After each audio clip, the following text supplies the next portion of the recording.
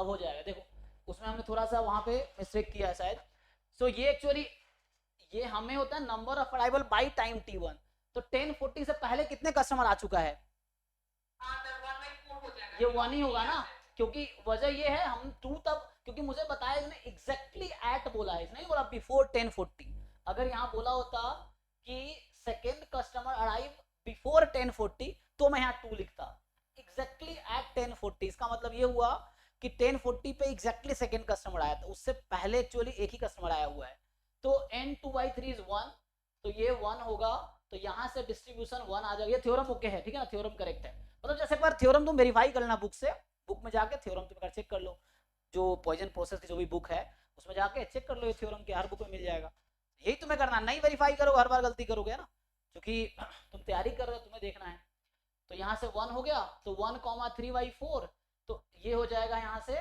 फिर अब 1 बाइनोमियल 1,3/4 में निकालोगे 0 पे, तो 1/4, तो ये आंसर आएगा। आंसर की में देखो क्या दे रखा है, आंसर की है ना, इसमें है, इसमें अटैच है, देख लो। ठीक है ना। तो ओके, यहाँ पे बस ध्यान रखना था, क्योंकि बिफोर टाइम टी होता है ना, बाई टाइम t1, तो ये आंसर है। ओके, तो इसमें कुछ तो तुम्हें क्या नहीं पता था, एक तो तुम्हें ये थ्योरम नहीं पता था, तो ये सब तुम्हें सीखना है। देखो इसमें बुरा मानने वाली बात नहीं है, तो तुमसे क्वेश्चन सॉल्व, मुझसे भी क्वेश्चन सॉल्व नहीं होता, मैं भी गलतियां करता हूँ, लेकिन इसमें ये बड़ी बुरी बात नहीं गलतियां करना, बुरी बात है नहीं सीखना, ब्लेम करना किसी को, सीखने की कोशिश नहीं करना, ये बुरी बात है एक्चुअली, है ना। तो वो तुम्हें समझना है।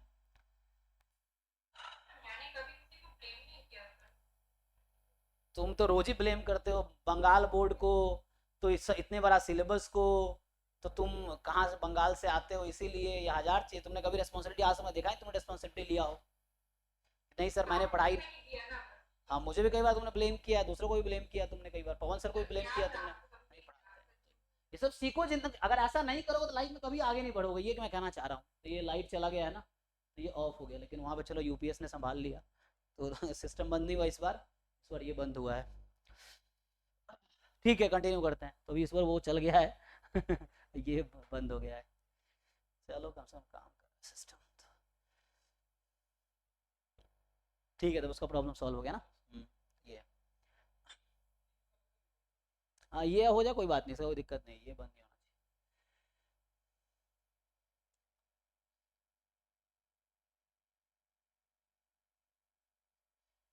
जैसे यहाँ तुमने अप्रोच सीखा, अब ऐसे ही पॉइजन प्रोसेस का 3, 4, 10, 20 क्वेश्चन तुम खुद ट्राई करके देखो, तो जब तुम्हारा ब्रेन में कॉन्सेप्ट फिट हो जाएगा ना, तो कोई भी नया क्वेश्चन कर पाओगे। और देखो मैं बता रहा हूँ ये सब क्वेश्चन मेरे लिए भी नया ही है, मैंने भी बहुत पॉइजन प्रोसेस कभी पढ़ा नहीं है, अब पढ़ा रहा हूँ इसलिए मैं पढ़ रहा हूँ, थोड़ा बहुत ट्राई कर रहा हूँ।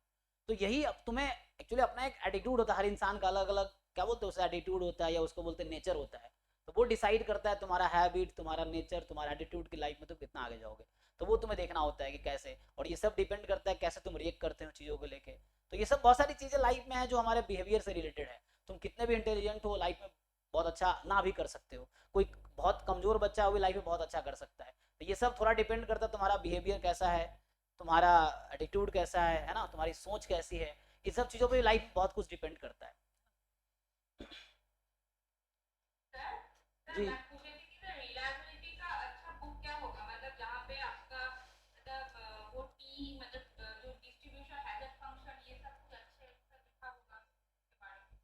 देखो रिलायबिलिटी का, चूंकि एमएससी में हमारे यहाँ तो कोई रिलायबिलिटी सब्जेक्ट था ही नहीं, अलग मेरा रिसर्च एरिया रिलायबिलिटी है। तो वैसे पढ़ने के लिए तुम पढ़ सकते हो, एक बार्लो एंड प्रोस्टन की बुक आती है जो बहुत पुरानी बुक है, 1970 की है शायद, बार्लो एंड प्रोस्टन की है। अभी आजकल नई एक बुक आई थी सिस्टम रिलायबिलिटी का, नवैरो है वो ऑथर है, तो वो देख सकते हो। ये सब बाकी एंट्रेंस के लिए कोई नहीं लिखता, हर कोई बुक लिखता है रिसर्च पर्सपेक्टिव से, स्पेशली हायर लेवल पे। तो कोई एंट्रेंस के लिए कोई नहीं लिख रहा, तुम्हें समझना है, फिर खुद से ही ट्राई करना है सॉल्व करने का, ये चीज़ है।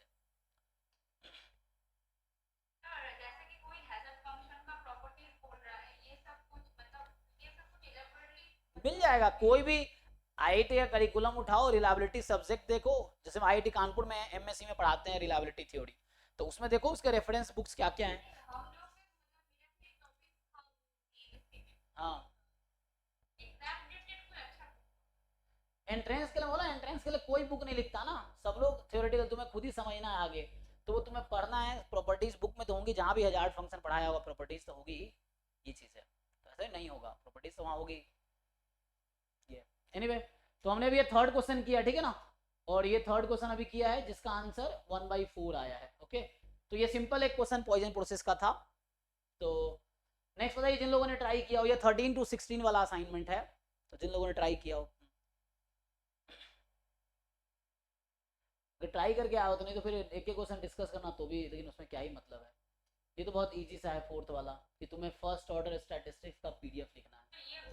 हाँ ये आसान है, बताओ ट्राई किया हो तो बताओ। नेक्स्ट वापस तो नहीं आना पड़ेगा ना 15 के बाद अब?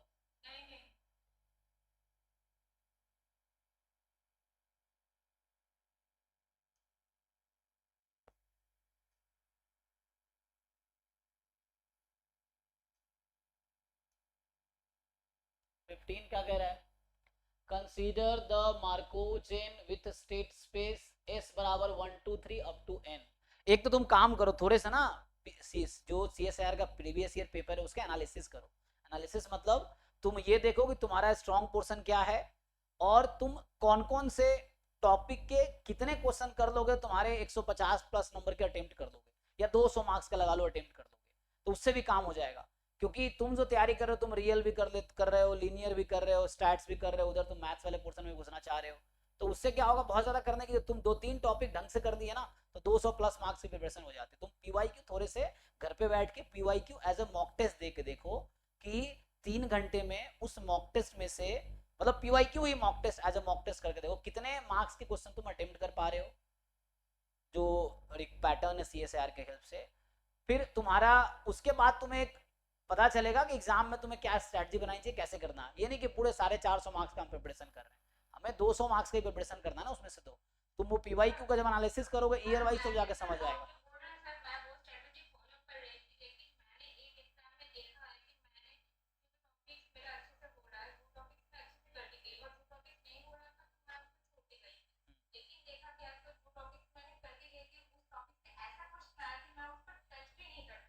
नहीं नहीं नहीं, इसका सच्चाई ये है कि तुम गलत फहमी में थे। मैं बोल रहा हूं अगर तुम उस एग्जाम के क्वेश्चन नहीं कर पा रहे हो, इसकी सिर्फ वजह ये है कि जो पहले क्वेश्चन आया वो भी तुमसे नहीं हो रहा है, ना होगा, मतलब नहीं हो रहा होगा इसलिए एग्जाम में नहीं हो रहा है।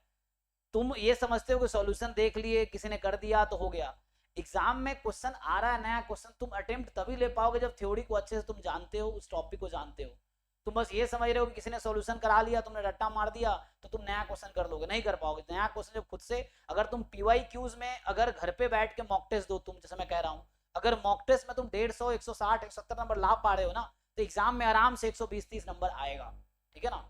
और अगर दिक्कत ये घर पे हम ना अपने आप को वो ऐसे कहीं सॉल्यूशन देख देख कर ले, तुम ऑनेस्टली 3 घंटे बैठ के कोई भी पीवाईक्यू का 3 घंटे बैठ के देखो, ऑफिशियल आंसर की से तो अपना जो तुमने 3 घंटे में किए हैं एक प्रॉपर OMR सीट बना लो और उससे मैच करके दो कितने मार्क्स आ रहे हैं।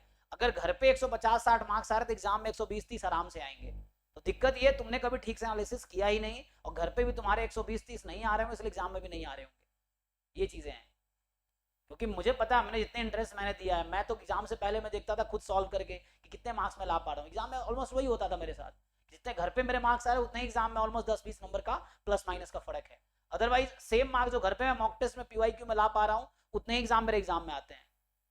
तो वजह ये कि मुझे ये पता है कि पीवाईक्यू में जो क्वेश्चन उसके मैंने ठीक से समझ लिया है, तो उसके जैसा या उस चैप्टर से क्वेश्चन आएगा तो मैं जरूर कर लूंगा। तो तुम्हें ये तुम्हारे अंदर नहीं है एबिलिटी, तुम्हें लगता है कि उसमें क्वेश्चन है मैंने करवा दिया, तुमने एक बार देख लिया तुम्हारा आ गया। जब नया क्वेश्चन आएगा तुम नहीं कर पाओगे, बिकॉज जो पुराना क्वेश्चन भी तुमने खुद से किया ही नहीं है, वो तो मैंने सॉल्व किया, किसी ने टीचर सॉल्व किया तुम्हारे लिए। क्या तुमने सॉल्व किया क्वेश्चन? ये है, मैं तुम्हें तब से यही समझाना चाहता हूँ इतने दिनों से, कि तुम कितने क्वेश्चन घर पे सॉल्व कर रहे हो खुद से इंडिपेंडेंटली, वो डिसाइड करेगा कि तुम्हारा एग्जाम में सॉल्व होगा कि नहीं होगा।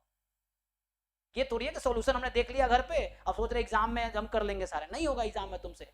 हमारा ब्रेन ऐसा है कि हमने जैसे ट्रेन किया पहले वैसा एग्जाम में रिस्पॉन्ड करेगा। तो तुम घर पे तो सॉल्यूशन देख देख कर रहे हो, तो एग्जाम में तुम्हें सॉल्यूशन चाहिए करने के लिए, तो ये तुम क्यों डिफरेंस नहीं समझ रहे हो एग्जाम का और घर वाला।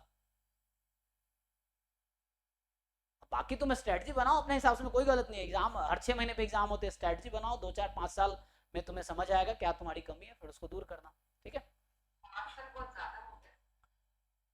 वही ना, तो वो तो जो तुम्हारा चल रहा है तरीका, वो तो अब देखो तुम कैसे, वही तो तुम्हारी लाइफ है, तुम्हारा एग्जाम है, तुम्हें देखना है कि क्या पॉजिटिव क्या नेगेटिव। मैं तो बस अपना एक्सपीरियंस बता रहा हूँ ना, मेरा जो एक्सपीरियंस रहा वो मैं बता रहा हूँ। हो सकता है तुम्हारा प्रेफरेंस अलग रहा, हर इंसान अलग अलग, मेरे जैसा तुम तो हो नहीं, तो जरूरी है कि मेरी स्ट्रेटजी तुम पे फिट बैठेगी।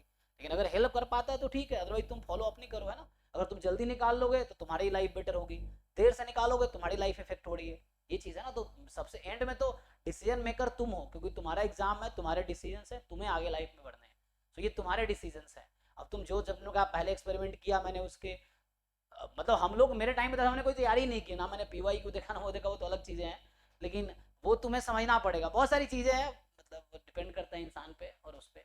एनीवे बताओ क्या कहना चाह रहा 15 ये कि एक मार्कोव चेन है, स्टेट स्पेस 1 to n है, जहां n 10 से ज्यादा है एक्चुअली। तो सपोज करो कि ट्रांजिशन प्रोबेबिलिटी मैट्रिक्स ये है जो इसको सेटिस्फाई कर रही है, तो मुझे बताओ कि इरिड्यूसिबल है, एक स्टेज पे ट्रांजिशन होगा जिसका पीरियड जो है 1 होगा, या there are infinitely many stationary distribution. Sir actually sir मेरा जो दिक्कत हो रहा है सर इसमें, सर जब मैं n इक्वल टू 11 ले ली, फिर उसके बाद सर वो मतलब वो चेन ऐसे बन गया सर, मैं खुद ही मतलब वो जो मैं डायग्राम मैंने बना है वो मैं खुद ही नहीं ढूंढ पा रहा कि क्या हो रहा है उसमें, मतलब इतना ज्यादा मतलब फैल गया। तो इन इसको इजी वे अप्रोच इतना बड़ा प्रोजेक्ट है ना, इजी वे तो इनफाइनाइटली मेनी स्टेशनरी डिस्ट्रीब्यूशन कब होता है मार्कोव चेन में? सर वो सर इरिड्यूसिबल एपिडियोटिक होंगे तो यूनिक सॉल्यूशन होगा, और इरिड्यूसिबल नहीं होगा तो एपिडियोटिक नहीं होगा तो इनफाइनाइटली मेनी स्टेशनरी। सर इसको तो इरिड्यूसिबल दिखाना पड़ेगा। चलो, तो इसमें क्या करना है, इससे तुम्हें तो मैट्रिक्स बनानी पड़ेगी। सर ये सर जो मैं ड्राफ्ट बनाया था वो बहुत ज्यादा फैल गया, मतलब इसको इजी वे से इजी वे तो मुझे नहीं आता, मैं भी वैसे ही करूंगा। इजी वे क्या है देख के पता चलेगा। तो आई माइनस जे इवन है, तो इवन मॉड इवन कब होता है? जब दोनों इवन हो या दोनों ऑड हो तभी होगा। तो बिना ग्राफ बनाए दिखेगा मुझे कैसे, ये चीज़ है ना। ड्राफ्ट बहुत ज्यादा हैकर से हो रहा है, मतलब बहुत ज्यादा। हाँ तो फिर तुम्हारे लिए नहीं है क्वेश्चन, फिर तुम्हें छोड़ना पड़ेगा, ये तो मैं कह रहा हूँ, तुम्हारे लिए क्वेश्चन नहीं है इसका मतलब। तो ये शॉर्टकट तो मुझे भी नहीं पता है कि कोई शॉर्टकट से मैं सॉल्व करूंगा, है ना। मैट्रिक्स बनाओ और देखो क्या क्या हो सकता है, फिर तुम डायग्राम बना लो, उसमें क्या है, फिर तुम देख लो। मुश्किल थोड़ी है, मतलब ग्राफ बनाने डायग्राम बनाने दिख जाएगा मुझे, अपने हिसाब से हम फिट कर लेंगे। और एक डायग्राम बनाएंगे तो कुछ ऑप्शन डिस्कार्ड हो जाएगा उससे, ये है। सर एक्चुअली मतलब जो a इक्वल टू 11 ले रही हूँ, मतलब जो ज्यादा वैल्यूज वाला जो हो रहा है सब वहाँ पे बहुत सा प्रॉब्लम दिक्कत दे रहा है ये मार्केटिंग वाला क्वेश्चन। हाँ तो क्या करोगे, तो उसने n मोर देन 10 कहा है ना, तो लेना तो पड़ेगा ही। हाँ इक्वल टू 11 लेना। हाँ तो वही चाहता है वो करे, यही तो चेक करना चाह रहा है कि जिसके लिए ये चीज़ें आसान रहेगी वो बच्चा सॉल्व करेगा, ये तो डिफरेंशिएट करना है उसको, किसका एग्जाम क्वालिफाई होगा किसका नहीं होगा, यही चीज़ें होता है ना एग्जाम में, तो सारे क्वेश्चन लगभग मुश्किल ही है ऑलमोस्ट। तो जो बच्चा अटेम्प्ट कर पाएगा उसके क्वालिफाई होगा, जो नहीं कर पाएगा वो नहीं क्वालिफाई होगा, तो ये तुम्हें देखना है ना।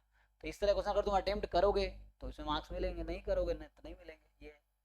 तो इसका शॉर्टकट क्या है बताओ भाई, तुम लोग किसी को पता हो तो। ऐसे पी आई पीजे देख के हम बता पाएंगे कि क्या है। एक जीरो है जब डिफरेंस ऑड है, डिफरेंस ऑड कब होगा, जब एक इवन एक ऑड होगा तभी तो डिफरेंस ऑड होगा। हाँ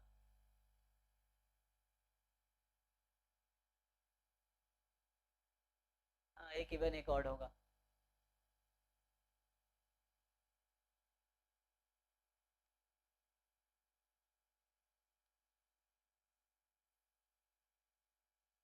उसमें क्या क्या होगा, मैट्रिक्स 11 क्रॉस 11 का बना लो, कोई प्रॉब्लम नहीं है, जो उसके हिसाब से जीरो कौन कौन सा एंट्री होगी, मान लो 1 2 3 4 5 6 7 8 9 10 11, इस तरह से बनाना तो पड़ेगा ही, फिर बना के देखो क्या होता है। सर वो जो डायगोनल एंट्रीज होगा मतलब जो जीरो हो रहा मतलब वो सर सारे मतलब greater than zero.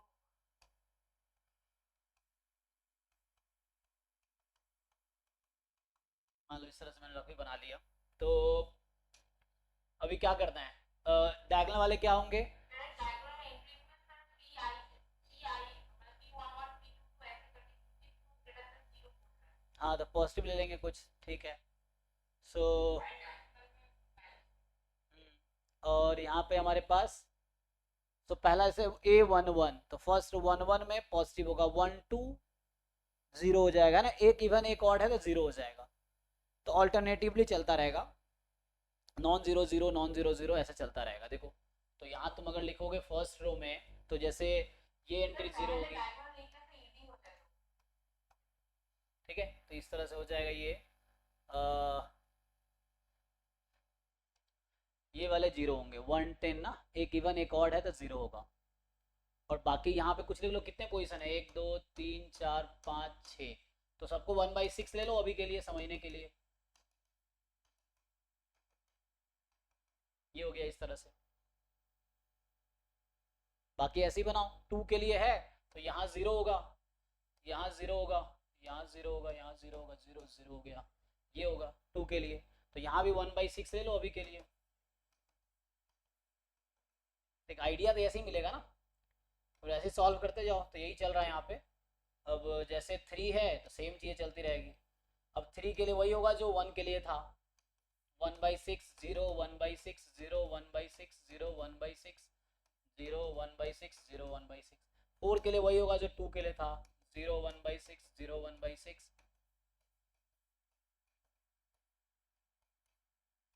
0 and so on, यही चलता रहेगा। 11 के लिए वही होगा जो 1 के लिए हुआ था, 1/6 0 1/6 0 1/6 0 1/6 0 1/6, यही होगा।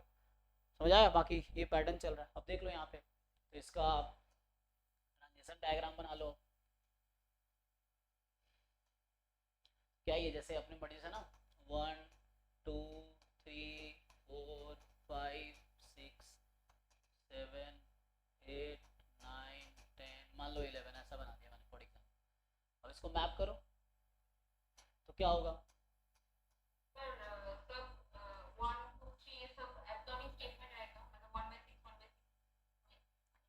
तो तो 1 से 1 जा सकता है, ठीक है, खुद से सब, खुद से खुद में सब जा रहा है क्योंकि डायगोनल ये है, तो लूप तो सब में रहेगा।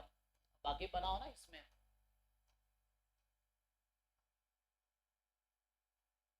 ये जो भी है लूप रहेगा इसका। ये हो गया डायगोनल पे। अब 1 3 के साथ है, सो 1 से 3 जा सकता है, 1 से 5 जा सकता है ना, यही है ना। तो मतलब ऑड वाले के साथ मैप होंगे, इवन वाले के साथ। बताओ कोई ऑड कोई इवन के साथ मैप होगा, देखो उसमें जो ऑड वाले वो ऑड के साथ ही मैप होगा, देखो ध्यान से, ऑड वाले के साथ ही मैप होंगे, इवन वाले के साथ ही मैप होगा। चेक कर लो, जो इवन है वो सिर्फ इवन वाले के साथ मैप हो रहा है, चेक करो। देखो उसमें कोई इवन ऑड के साथ मैप होगा, देख के बताओ, मतलब क्या ज्वाइन हो पाएगा। तुम कह रहे बहुत मेसी हो रहा है, क्या मेसी हो रहा है बताओ। तो यही तो मैं कह रहा हूँ, तुम्हारे एग्जाम निकलेंगे जब तुम थोड़े से अपने एटीट्यूड ठीक करोगे, है ना। क्वेश्चन को लेके, क्वेश्चन में प्रॉब्लम है सर, ये है वो है, दिस दैट, ट्राई नहीं करने हैं, दिस दैट। क्या ही मैंने किया है, मैंने जैसे दिया था उसके हिसाब से एक बना दिया मैट्रिक्स। एक तो तुम्हें मैट्रिक्स बनाने में प्रॉब्लम हो रही थी शुरू में, मैंने मैट्रिक्स बना लिया रफली, उससे एक डायग्राम बना दिया। अब इवन वाले सिर्फ इवन वाले में मैप होंगे, ऑड वाले सिर्फ ऑड वाले के साथ मैप होगा, ये चीज़ है। जो भी इवन वाला इवन वाले के साथ ही जाएगा, जितने भी इवन के साथ मैप होगा, ऑड ऑड के साथ मैप होगा। तो कभी इवन ऑड मैप होगा ही नहीं, तो ये तो इरिड्यूस हो गया, दो क्लास में डिवाइड हो गया। एक क्लास इवन वाला हो गया 2 4 6 8 10, और एक 1 3 5 7 9, अच्छा 11 में था ना 11, तो ये दो क्लास बन गए। तो क्लास बन गया तो रिड्यूसिबल हो गया, एक्चुअली ये रिड्यूसिबल हो गया ना ये तो।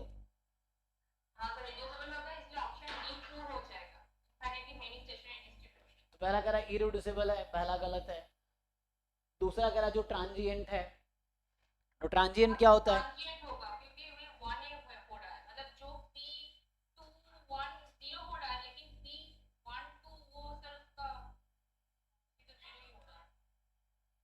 ट्रांजिएंट क्या होता है,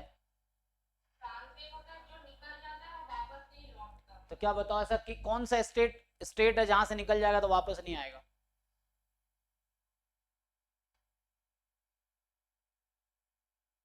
सोचो, मैं तुम्हें यही और ना हर बार सोचो, तुम तुक्का लगाते हो, शुरू में बोल दिया तुमने नहीं ट्रांजिएंट होगा, अब तुम्हें नहीं सर ये काफी नहीं हो। अब तो फिर बदल दिया आंसर तुमने, तो यही इसलिए तुम्हारा एग्जाम नहीं निकलेगा, बिकॉज यू डोंट थिंक, जब मैं बोलता हूं तब सोचना शुरू करते हो। अब एग्जाम में मैं थोड़ी बोलने आऊंगा कि बेटा तुम सोचो यहाँ पे, तुम तो गलत टिक करके आगे निकल जाओगी तुक्का लगा के।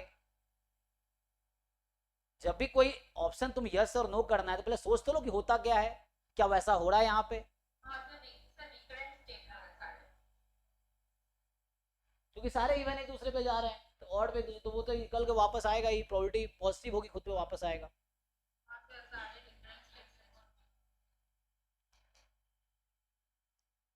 बताओ, there exist state I with period 1, हाँ सर ये पीरियड 1 होगा। क्योंकि 2 से 2 में आने 1 स्टेट में आ सकता है, फिर 2 से 4 पे गया और वापस 4 से 2 पे आ सकता है, तो 1 2 3 इस तरह से, तो जीसीडी लोगे तो 1 आ जाएगा, तो स्टेट ऐसा तो है, खुद पे आ जाएगा ना जी, क्योंकि इवन तो सारे इवन एक दूसरे से कम्युनिकेट कर रहे हैं, जितने भी इवन क्लास है एक दूसरे कम्युनिकेट कर रहे हैं, ऑड क्लास कम्युनिकेट कर रहे हैं, तो खुद से भी वो लूप भी है, तो एक बार में खुद पे आ जाएगा, 2 बार में, 3 बार, 4 बार, 5 बार, इन सबका जीसीडी लेंगे तो 1 ही आ जाएगी, तो इसका मतलब है कि ये सी वाला तो ओके है। अब there are infinitely many stationary distribution, बताओ इसको कैसे डिसाइड करेंगे। सर ये तो सर ई जो नहीं होगा तो इसका मतलब इनफाइनाइटली मेनी स्टेशनरी डिस्ट्रीब्यूशन हो जाएगा। ओके, अगर ये तो कंडीशन है इनफाइनाइटली। हाँ जी, बाकी लोग बताइए आपका क्या व्यू है।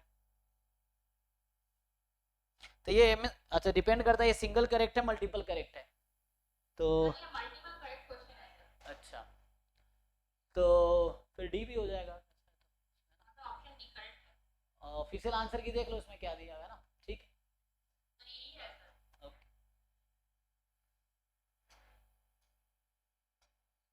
सोचो मतलब कुछ खास थोड़ी था, तुमने शुरू में ही पैनिक, मुझे भी पैनिक कर दिया था कि इतना मुश्किल क्वेश्चन है कि होगा ही नहीं एकदम ऐसे, मतलब एटीट्यूड डिसाइड करता है इंसान कितना आगे जाएगा लाइफ में, है ना ये, जैसे मैं लाइफ में जो अभी कर रहा हूँ वो भी किसी के लिए बहुत इम्पॉसिबल चीज़ है ना, 9 to 6 जॉब करना, 6 से 12 पढ़ाना, 15 घंटे काम करना, जैसे जो कमजोर दिल वाले लोग हैं तो ऐसे ही हार्ट अटैक आ जाएगा उनको, बाप रे 16 घंटे डेली कैसे कोई काम कर सकता है, 15 घंटे, लेकिन मैं कर रहा हूँ ना, तो ये डिपेंड करता है ना मैं लाइफ में कितना आगे जाऊँगा, इसी चीज़ पर डिपेंड करेगा, सो यही तुम्हें अपना एटीट्यूड ठीक करना है लाइफ को लेकर, तभी जाके लाइफ में आगे जाओगे। एनीवे अगला बताओ, next question.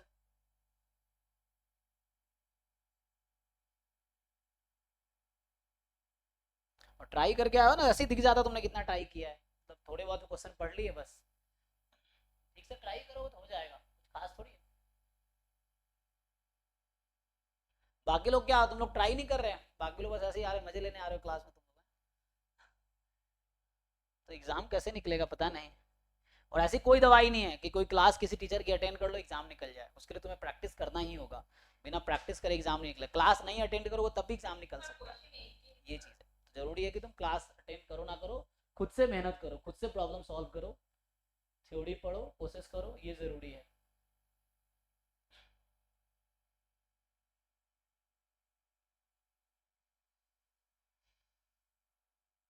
Suppose that the probability mass function of a random variable x under the parameter theta is equal to 0 and theta is equal to 1, तो मतलब क्या है यहाँ पे कि r गिवन बाई, ओके, तो ये अंडर थीटा नॉट x का पीएमएफ है, अंडर थीटा नॉट x का पीएमएफ है under theta 1, define a test phi such that phi x की वैल्यू 1 है अगर x की वैल्यू 0 1 है, फाई x की वैल्यू 0 है अगर x की वैल्यू 2 3 है, ठीक,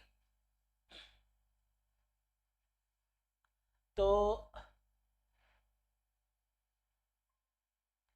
ठीक है ना, तो फाई एक्स मतलब फाई तो टेस्ट स्टैटिस्टिक्स है, टेस्ट फंक्शन बोलते हैं इसको, टेस्ट फंक्शन है, इसकी वैल्यू 1 होगी अगर x 0 1 है, 0 है अगर x 2 3 है, तो 0 1 है। अब बोल रहा है फॉर टेस्टिंग h नॉट बराबर h not theta is theta not versus theta is theta 1, the test phi is most powerful test at level 0.05, a likelihood ratio test at level 0.05 and unbiased test of size 0.05, तो बताओ जी इसमें, sir मैंने जैसे किया था sir उससे फिर answer match नहीं कर रहा, मतलब मैंने तो p की जगह 1 बाय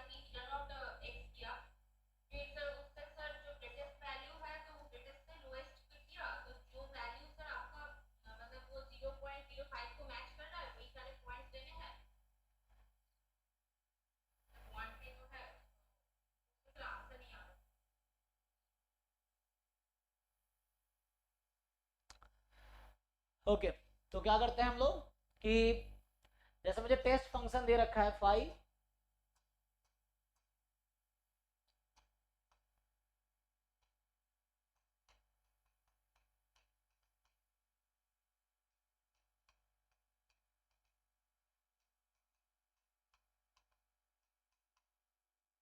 तो अगर हम पूछे आपसे expectation of five x given H not कितना आएगा, so expectation of five x given x not अगर तुम 0.05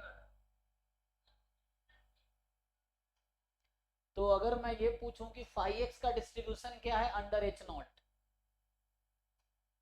ये जो फाइव एक्स है five x given H not क्या डिस्ट्रीब्यूशन है इसका, ये बर्नौली होगा क्योंकि फाइव का सपोर्ट 1 या 0 है ना, तो बर्नौली अभी हालांकि इसको ऐसे भी सोच सकते हो तुम, ये ऐसा लिखा हुआ है reject H not if X is less than equal to 1, so ये सेम चीज कहना चाह रहा है, ठीक है ना। लिखा ना क्या बोलते हैं उसको, रैंडमाइज नॉन रैंडमाइज टेस्ट, तो ये क्या है रैंडमाइज नॉन रैंडमाइज है, ये नॉन रैंडमाइज टेस्ट है, तो यहाँ पे इसका मतलब rejecting H not if X is less than equal to 1, तो ये चीज और ये चीज बराबर ही है। तो अगर यहाँ से तुमसे पूछा जाए कि what is size of the test, ऐसी बताओ अगर मैं साइज पूछूं टेस्ट का तो क्या आएगा, what is size of the test, size of the test is 0.05 so X less than equal to 1 given H not, तो एच नॉट में हम वो वाला पीएमएफ यूज करेंगे, काम हो रहा है 0.05 तो हो गया डी तो करेक्ट आ रहा है। सर डी सर हाँ सर ए और बी में क्या फर्क है सर लेवल ऑफ सिग्निफिकेंस क्या होता है, इस देखो एक तो साइज ये था, लेवल ऑफ सिग्निफिकेंस अल्फा होता है, इसका मतलब है probability of rejecting H not when H not is true is less than equal to alpha, तब बोलते हैं test is of level alpha. तो लेवल अल्फा है इसका मतलब है कि probability of rejecting H not when H not is true that will be less than equal to alpha, तब बोलते हैं alpha is a level of significance, ये चीज है। और यहाँ मैंने साइज निकाला probability of rejecting H not when H not is true, तो ये साइज था, तो एग्जैक्टली 0.05 आ गया। तो लेवल भी मतलब क्योंकि इसका 0.5 ही है, 0.05 है ना, तो लेस देन 0.5 तो होगा ही, तो उसका अपर कोई हो सकता है, कोई भी अपर हो सकता है। अब तुम्हें देखना है अनबायस्ड टेस्ट क्या होता है, तो इसका पावर क्या होगा, पावर साइज से ज्यादा होगा वो अनबायस्ड टेस्ट हो जाता तो what is power of this test, है reject H not given H not so rejecting H not when h1 is true, यही ना, तो निकालो बताओ क्या आएगा, सर वो तो सर 0.1 आएगा सो रिजेक्टिंग एच नॉट मतलब x less than equal to 1 0 1 आ जाएगा, and when h1 is true तो 0.02 प्लस 0. तो 0.02 0.1 आ जाएगा 0.10, तो ये तो मोर देन इक्वल टू 0.05 है ना, मतलब ये है सर अनबायस्ड तो ये भी ट्रू हो गया, तो ये सब एमएसक्यू क्वेश्चन है। अब आगे ऑप्शन ए और बी थोड़ा सा कंफ्यूजिंग है ये तो मोस्ट पावरफुल टेस्ट और लाइवलीहुड रेशियो टेस्ट तो सेम ही होता है तो यहाँ पे अगर हम चेक करें कि लाइक्लीहुड रेशियो टेस्ट में क्या करते हैं, LH not upon LH1 less than equal to K, तो यहाँ अगर मैं रेशियो निकालूं तो क्या आएगी, तो रेशियो निकालेंगे, सो LH नॉट LH1 का रेशियो निकाल लीजिए आप लोग, तो रेशियो निकालेंगे अंडर H नॉट और अंडर H1 का रेशियो निकालो, सो क्या आएगा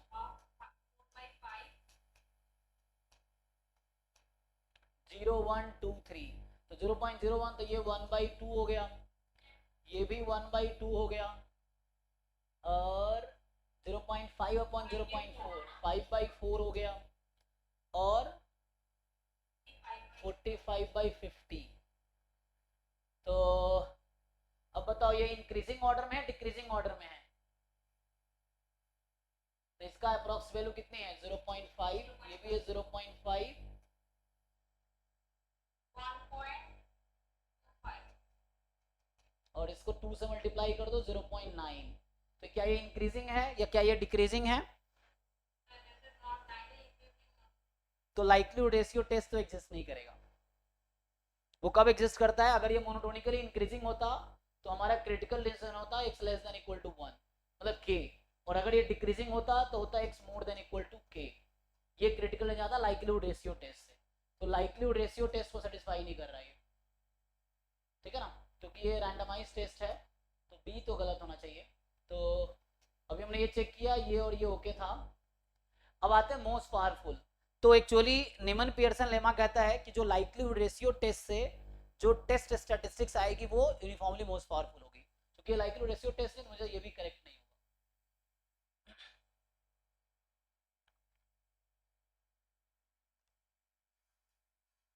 ठीक है जी।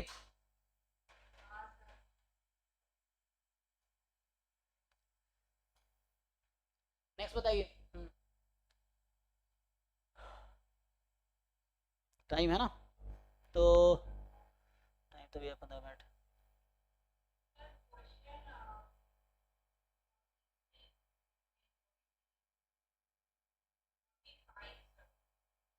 ओके, एक मिनट।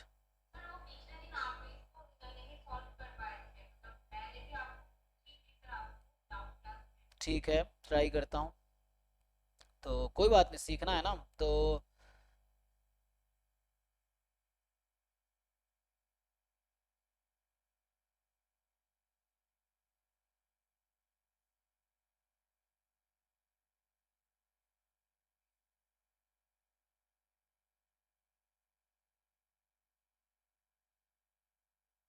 अच्छा तो इसका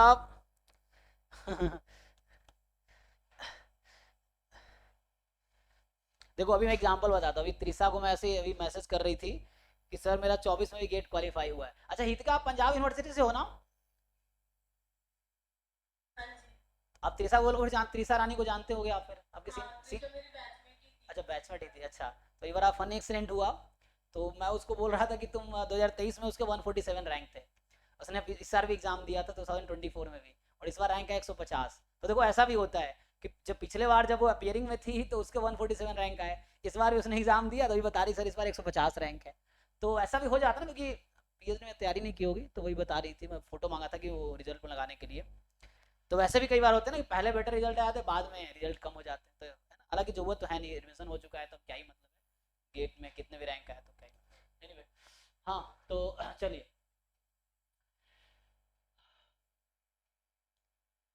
हाँ क्या बता रहे, 48?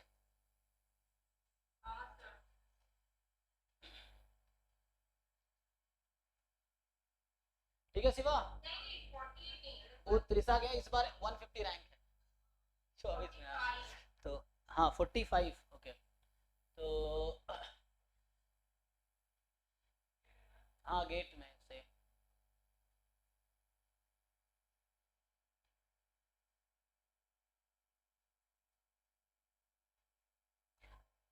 हालांकि इस बार का पेपर इजी था पिछले साल कंपेरिजन, इस बार कट ऑफ ज्यादा गया था ना गेट का, 26 चले गए, सारे 26, पिछले बार 25 था ये। अच्छा इसकी बात कर रहे हैं, ओके, तो क्या कहना चाह रहा है ये,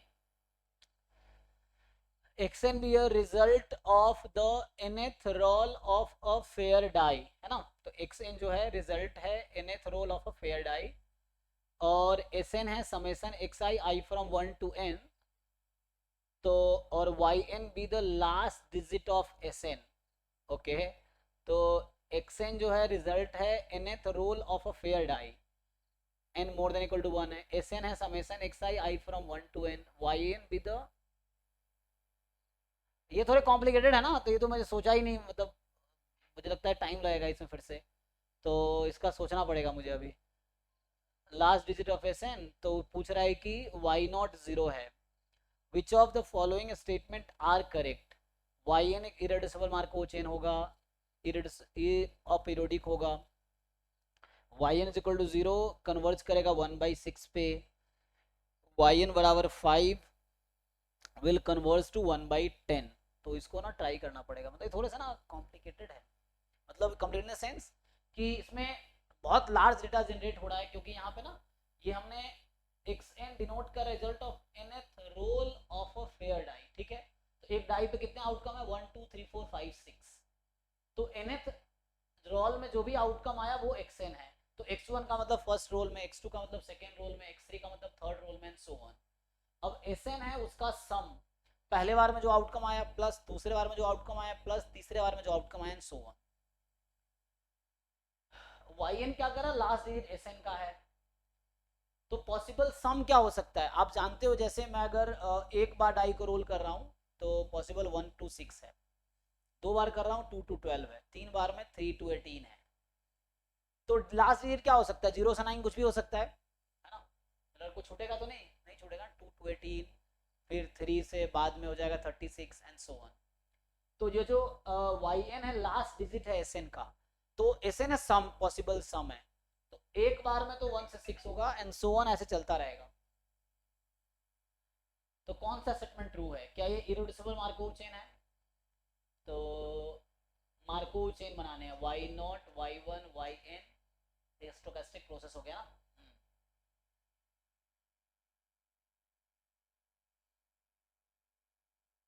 एंड अपीरियोडिक है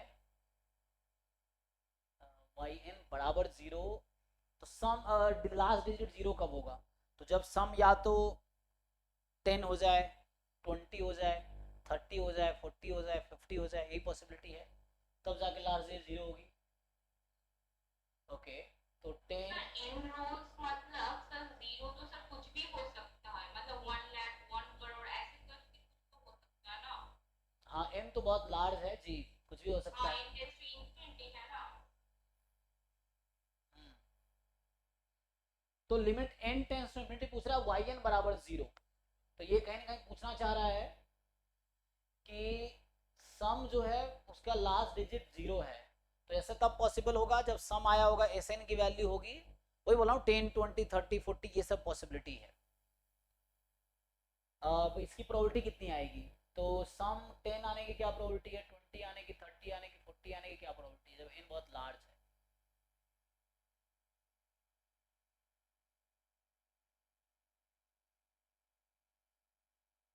तो जैसे यहाँ बोल रहा है कि सम जो है 5 आएगा, सम की लास्ट डिजिट 5 आएगी, तो यहाँ मतलब हो गया सम 5 है या 15 है या 25 है या 35 है या 45 55 एंड सो ऑन, तो उसकी प्रोबेबिलिटी क्या होगी as n tends to infinity.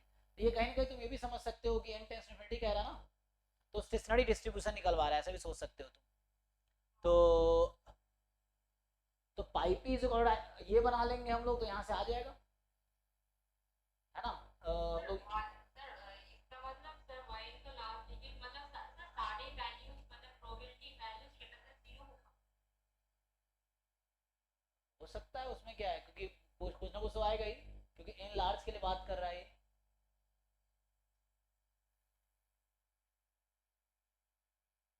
In large के लिए बात कर रहा है तो उसका स्टेशनरी डिस्ट्रीब्यूशन निकाल लेंगे तो वो तो हो जाएगा। लगाओ पी, क्या था, पाई पी इज इक्वल टू पाई, हाँ अगर वो लगाओगे तो उसके लिए लेकिन वो सर प्रोबेबिलिटी नहीं निकल तुम्हारे यहाँ पे स्टेट स्पेस क्या है ये बताओ, ये जो yn है मार्कोव चेन, उसका स्टेट स्पेस क्या है,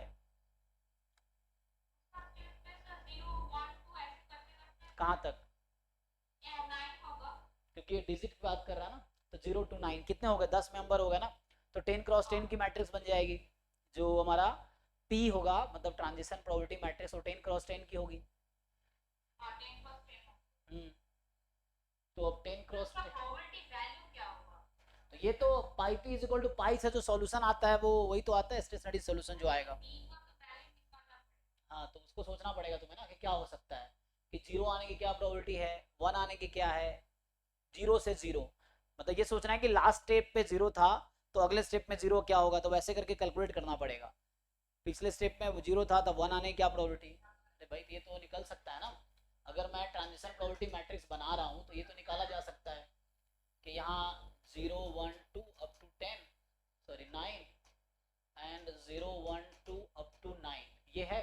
तो जैसे यहाँ मुझे नंबर चाहिए, तो ये जो P00 है एग्जांपल के लिए मैं बोल दूँ इसको P00, इसका क्या मतलब है कि सम अगर किसी स्टेप में 0 है तो अगला जो नेक्स्ट होगा उसमें 0 होने की क्या प्रोबेबिलिटी है,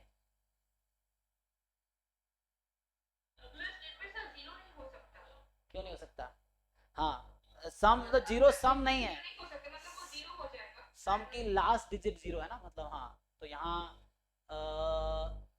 जीरो मतलब सम की लास्ट डिजिट जीरो है। तो अगली लास्ट डिजिट जीरो कब होगी, जब 10 का गैप होगा। 10 तो कभी आ ही नहीं सकता डाइस पे, तो ये प्रोबेबिलिटी जीरो हो जाएगी।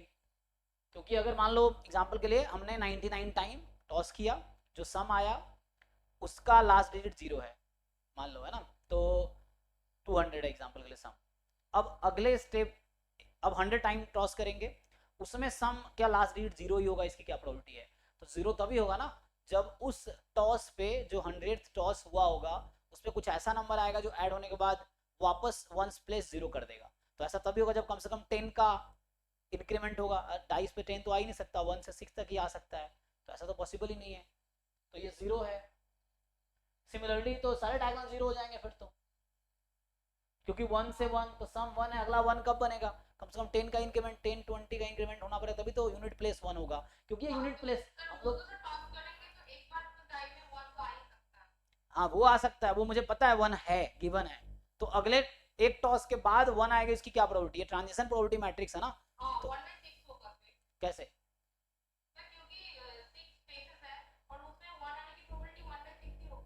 अरे मैडम फिर से समझो कहना क्या चाह रहा हूँ।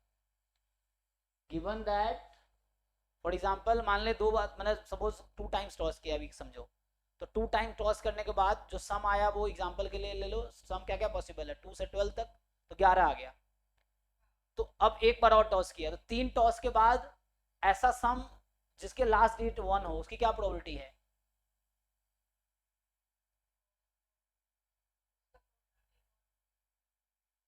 दो टॉस में सम 11 आया हुआ है, तो तीसरे टॉस में ऐसा क्या आएगा कि सम का लास्ट डिजिट 1 होगा, यूनिट प्लेस 1 होगा, 1 प्लेस 1 होगा, ऐसा क्या आएगा तो तीसरे टॉस पे।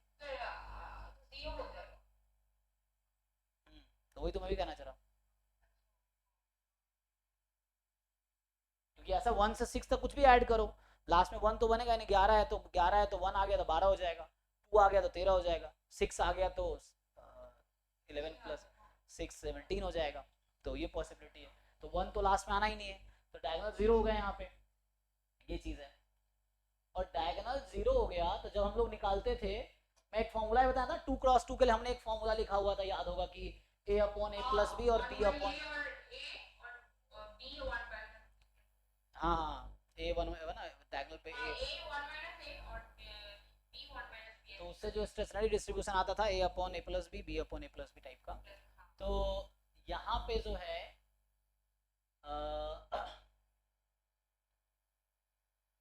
ओके, तो ये तो डायगोनल जीरो हो गया। तो मुझे लग रहा है कि जब हम स्टेशनरी डिस्ट्रीब्यूशन निकालेंगे, सम तो 1 होता है ना टोटल, तो यहाँ पे बताओ 1 से, ये 1 से 0 पे क्या प्रोबेबिलिटी है, फिर 1 से इस तरह सोचना पड़ेगा हमें, 1 से 9,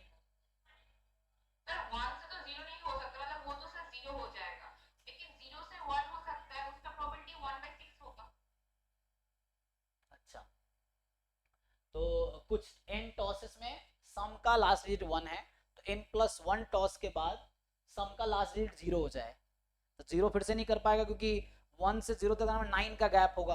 अगर मान लो 21 आया हुआ है फॉर एग्जांपल सम, तो अगला 22 23 24 25 26 27 हो सकता है, उससे ज़्यादा हो ही नहीं सकता, तो ये भी प्रोबेबिलिटी 0 रहेगी। तो ऐसे सोचना पड़ेगा तुम्हें 0 से 1 की क्या प्रोबेबिलिटी है। जैसे 20 मान लो आया हुआ है एग्जांपल के लिए, तो 20 आया हुआ है, तो थर्ड टॉस पे क्या आ जाएगा कि 1 आ जाए, तभी हो सकता है ना। 0 से अदरवाइज अब तो वही तो 1/6 हो गया, ठीक है। तो ऐसे ही ये 1/6 चलेगा अगले 6 टर्म तक, बाकी सब फिर 0 आए। जी जी जी, अब बाकी क्या हो जाएगा फिर बाकी सब 0 हो जाएगा, ऐसे ही सब में होगा। अब तो इससे ये समझ आ गया ट्रांजिशन प्रोबेबिलिटी मैट्रिक्स में ये हो गई अब कि ईच रो में ना 6 टाइम एक्चुअली तुम्हारा 1/6 रहेगा, और बाकी 4 टाइम्स क्या रहेगा, 0 रहेगा। तो ये सब में होगा, हर रो में यही होगा। अब तुम इसको बना के अब थोड़ा ट्राई करके देखो, अब थोड़ी बहुत आइडिया मिल जाएगा। तो इसको हर रो में ऐसे ही होगा, ट्राई करके देखो आगे। जैसे मैंने अभी ट्राई किया, तो वैसे ही तुम्हें हर क्वेश्चन पे सोचना चाहिए क्या कर सकते हैं, क्या पॉसिबिलिटी है, तो उससे सीखने को मिलेगा। क्वेश्चन सॉल्व हो ना हो, हमारे अंदर बहुत सारे कॉन्सेप्ट बिल्ड हो जाएंगे इस प्रोसेस में। ये तो ट्राई करो, ट्राई करने से क्या होता है, क्वेश्चन भले नहीं सॉल्व होगा लेकिन हमारे अंदर इतना अच्छा कॉन्सेप्ट हो जाएगा कि कोई उससे आसान क्वेश्चन मिलेगा तो वो सॉल्व हो जाएगा। ये है, और कोई मुश्किल क्वेश्चन सॉल्व कर रहे हैं तो उस प्रोसेस में हम बहुत कुछ सीखते हैं। जो तुम प्रोसेस में, तुम्हारे से गलती है, तुम प्रोसेस में ही नहीं घुसते हो, तुम क्वेश्चन पढ़ते हो छोड़ के सीधा डाउट पूछ लेते हो। जब वो प्रोसेस में घुसोगे तो बीच में बहुत सारी चीजें सीखोगे तुम उस प्रोसेस में, मतलब ट्राई करने के प्रोसेस में, है ना, कि क्वेश्चन से आंसर तक का प्रोसेस। भले आंसर ना आएगा अलग बात है, बट हम उस बीच में बहुत कुछ सीखेंगे जब हम ट्राई करेंगे तो। हाँ जी, बताओ आगे। हो गया टाइम खत्म, अगले बैच का टाइम हो गया होगा। चलो छोड़ो। हाँ, क्या करना अगला, क्या 3 मिनट है तो।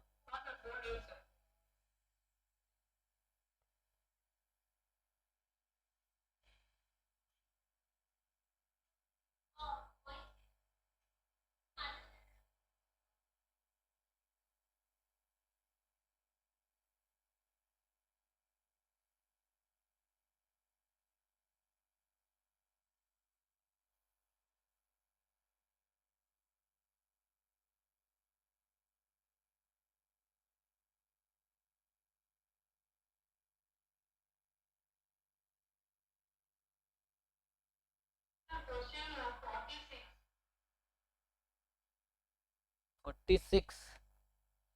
सर इसमें जो प्रॉब्लम है ना सर, ये सर इसका जो zk है सर, ये yk माइनस 3k जो है ना, इसका कोई डिस्ट्रीब्यूशन तो सर मैं निकालना चाह रही थी, तो इसका कोई डिस्ट्रीब्यूशन तो नहीं निकाल पाएगी। ठीक है, तो अभी इसको अब आगे डाउट क्लास में डिस्कस करता हूँ क्योंकि टाइम निकल जाएगा, तो अभी थोड़ा सोचो फिर देखते हैं। इसमें क्या है, एक्सपोनेंशियल 4 है, एक्सपोनेंशियल 1 है, तो एक्स आई एक्सपोनेंशियल 1 है, वाई आई एक्सपोनेंशियल 4 है, और एक्स आई वाई से इंडिपेंडेंट है, जेड के है डिफरेंस ऑफ देम। तो 3 टाइम एक्स के हो गया, 3 टाइम एक्स के क्या फॉलो करेगा। तो 3 टाइम x के तो सर उसका जो पैरामीटर है हाँ, वो x/3 फॉलो, मतलब 1/3 फॉलो करेगा, एक्सपोनेंशियल 1/3। तो यहाँ से तो which one of the following is correct, Z के मोर देन 0 की प्रोबेबिलिटी बताओ। तो ये तो निकल जाएगा ना, ये तो जेड के रख दोगे तो वाई के मोर देन 3x के, ये तो वैसे ही क्वेश्चन हो गया जैसे Y more than 3x, Y more than 3x निकाल पाओगे। करके आप बोल रहे हैं कि निकाल हाँ दीजिए। पुट करो इसको, यहाँ पुट करेंगे तो वाई के मोर देन 3x के, मतलब वाई मोर देन 3x, और वाई और x का पीडीएफ पता है मुझे, तो क्या ही नया है इसमें। फिर सर सम ऑफ, एक्चुअली मैं सर इसको तो ट्रांसफॉर्मेशन लेके कर रही थी, तो ट्रांसफॉर्म करने की जरूरत ही नहीं है ना, पुट करो इसको, सेम यहाँ पे है तो पहला ऑप्शन चौथा ऑप्शन सिमिलर ही है, यहाँ पुट कर लो y के लेस देन 3x के, तो y लेस देन 3x, इसकी प्रोबेबिलिटी निकाल लेंगे, आ जाएगी। ऑप्शन बी में सर एक प्रॉब्लम है कि वहाँ पे ट्रांसफॉर्मेशन नहीं थी, तो वो ट्रांसफॉर्मेशन नहीं मतलब डायरेक्ट नहीं। अब ये k फ्रॉम 1 to n, तो y1 से yk का सम निकल जाएगा, x1 से xk का सम निकल जाएगा, फिर उसका डिफरेंस ले लेंगे, बोल रहा है कि this converges to infinity with probability 1, तो सर वो सर उसका सम लेंगे तो वो सर गामा डिस्ट्रीब्यूशन हो जाएगा, लेकिन सर गामा डिस्ट्रीब्यूशन का माइनस करने का कोई तो मतलब थ्योरम तो नहीं एग्जिस्ट करता है ना। कोई बात नहीं, उसकी क्या जरूरत है, sum of this minus sum of this will tend to infinity with probability 1, will tend to minus infinity with probability 1।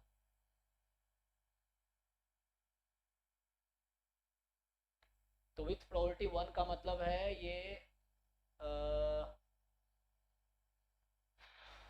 Support क्या होगा इसका, रेफरेंस।